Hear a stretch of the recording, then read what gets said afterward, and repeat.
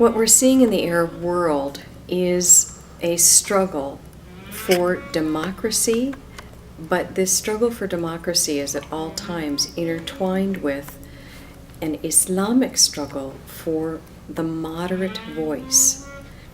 Because of the history of the totalitarian regimes in the Middle East states, there is a very undeveloped civil core where the people have a comfortability and authority to speak for their own rights and for the rights of their country.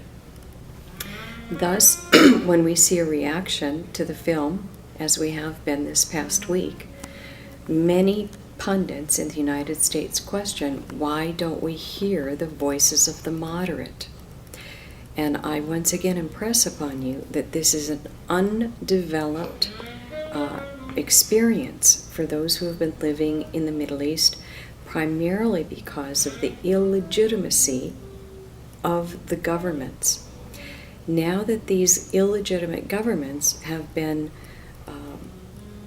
overthrown, we have inexperienced government authorities who are not used to dealing with the variety of reactions within their own state. And we're seeing a collapse of authority and a collapse of structure. My hope is that this is a moment and not an indication of the future of the Middle East. But given that these images are so disturbing, and the deaths of Ambassador Stevens was so outrageous, it would be important for all nations to denounce the violence at this time. And this international voice denouncing the violence would support these new and emerging governments.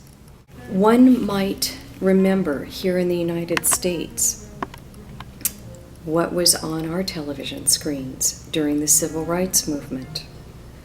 During that time, we saw a confluence of interests within the United States, and those interests sought to maintain the status quo. Those interests were based in economic singularity to ensure that integration would not weaken certain businesses and corporate structures. Those interests were certainly political, and the interests to maintain the status quo during the Civil Rights Movement were also decidedly religious, particularly in the southern states of the United States. During that time, there were preachers, ministers, and pastors who used the pulpit to rally the throngs and justified violent actions in the name of a Christian God. What we witnessed on the television shocked the United States, and many around the world who saw the violence in Mississippi or Alabama asked themselves, is this the United States? How could the United States allow this to happen in their own country? While we may choose to disremember those moments in the United States, it should bring a measure of sobriety to those pundits who are quickly judging what is going on in the Arab states. It is a very, very early stage in their efforts toward democracy. Many of the Arab states are either pre-democratic or proto-democratic, and they have no experience with handling populations and crowd control and incendiary incidences without brutality. The absence of brutality should be applauded and affirmed.